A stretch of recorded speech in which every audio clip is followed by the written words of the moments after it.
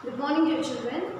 In this video, I'll be dealing with a topic proportion. Okay. So in previous video, we have already learned what is a ratio, what are different types of ratio, how to compare a ratio, and how to divide a number in a given ratio. Okay. So all this was done in previous videos. Okay. So now we will be dealing with what is a proportion. Okay. So before we understand what is a proportion, let us first recapitulate what is an equivalent fractions. We have already learned in our fraction chapter that there is something called equivalent fractions. Okay, so let us recapitulate. For this, let's take one simple fraction, say 1 by 2. Okay, so if you can recall, the equivalent fractions are nothing but the fraction which we get after multiplying the numerator as well as the denominator by a same number. Okay, so let us find equivalent fraction for this given fraction. So if I multiply by 1, what do I get? Sorry, if I multiply by 2, I get 1 into 2, that is 2, 2 into 2, that is 4. If I multiply both the numerator and denominator by 3, how much I get? 3, and the denominator will become 6. Okay, so all these three fractions are equivalent, meaning they are equal. Okay, equal in the sense that though they have different numbers. Okay, if you see the numerator here, the numerator is 1, here the numerator is 2, here the numerator is 3. Though they have different numbers, but their value remains the same, isn't it? This 1 is half of 2, this 2 is half of 4, this 6 is half of, this 3 is half of 6. Though the numbers are different, but the fraction, all the fractions have a same value. So these are equivalent fractions. Okay. So same way, let us understand what happens when we have a equal ratio. Okay.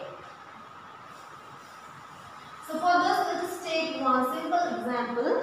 Suppose someone in your class is a very good reader. Okay. So that he can read one book in 2 days. Okay, so someone can read someone can completely read one book in 2 days. Then the ratio of book to number of days will be equals to 1 by 2. Okay, and if I have 10 days in my hand, okay, so if our reader continues to read in that same pace, then how many books can he read in 10 days? Okay, so in 2 days, 1 book, in 4 days, 2 books, in 6 days, 3 books, in 8 days, 4 books, and in 10 days, how many books? 5 books.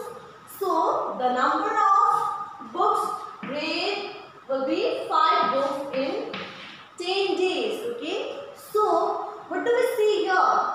These two ratios have a equivalent value in the sense that though the numbers are different, but the value remains the same, that is 1 by 2. Okay, so this is all about a proportion. Okay, so proportion is just two ratios which are equivalent or equal. Okay, so these two ratios are equal in the sense they have the same value. So I say 1, 2, 5 and 10 are in proportion. Okay, so all these terms, the terms of the ratio 1, 2, 5 and 10, they all are in proportion. Why? Because this ratio is equal to this ratio. Okay, so this is what proportion is. Okay. So remember, whenever we are equating two ratios, then their units must be same. Meaning, I cannot say that one book by 2 days is equivalent to 5 pizza by 10 days. This is not equal. Why? Because here the ratio is between book and the number of days, but here the ratio is between pizza and days, which does not make a sense. Okay, so you need to remember that when we are equating the ratio, then the unit also must be same. Okay, so after knowing all this proportion, we came to know that proportion are nothing but equal ratios. Okay, equal ratios are called proportion. But why is it important? Why proportion is very important in our daily life? Okay, so proportion is important to find out. Proportion is important to find what is not known from the fact that is given. Okay, so it helps us to find the unknown from what is known.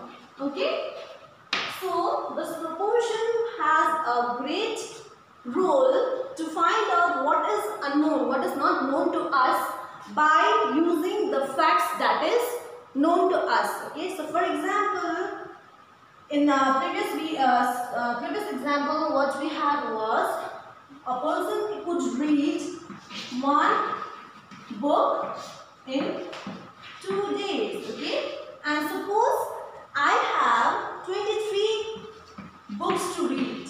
Okay, I have 23 books to read. Okay, I want to find out if the reader reads in the same pace. Okay, in 2 days one book, then how many days will he take to complete 23 books? Okay, so that time we can utilize our concept of proportion. Okay, so remember, the ratio is between book and the number of days. Okay, so we have one book in 2 days. We are using the concept of proportion, so equals to, we have 23 books in our hand. We don't know how many days does it take to read 23 books, so we are writing it as X. Okay, so this is nothing but solving a equation. Okay, so how do? We cross multiply it. So when we do cross multiplication, what do we get? 1 into x, that is x equals to, this and this get multiplied, that is 23 into 2, that is equals to 2 3s are 6, 2 2s are 4. Okay, so x equals to 46. So 46 what? That is 46 days. Okay, so if a person reads in the same pace, then he will take 46 days to complete 23 books. Okay, so this is how we use proportion in our day-to-day life. Okay, so I would like to introduce some of the terms that is related to proportion. Okay, so you can make a note of this, right? So four quantities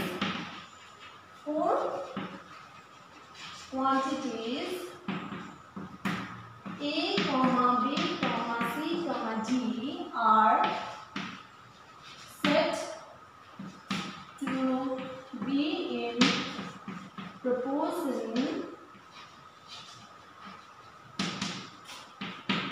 if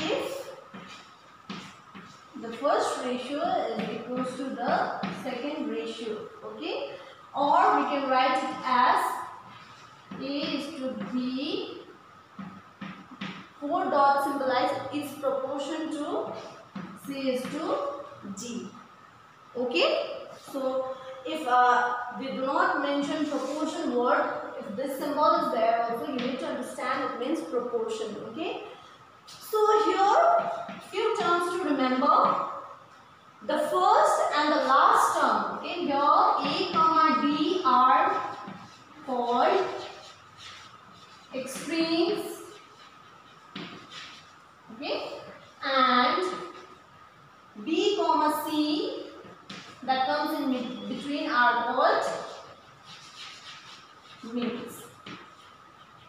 Okay, so these are the terms you need to remember. And also D is called fourth proportion to B, C.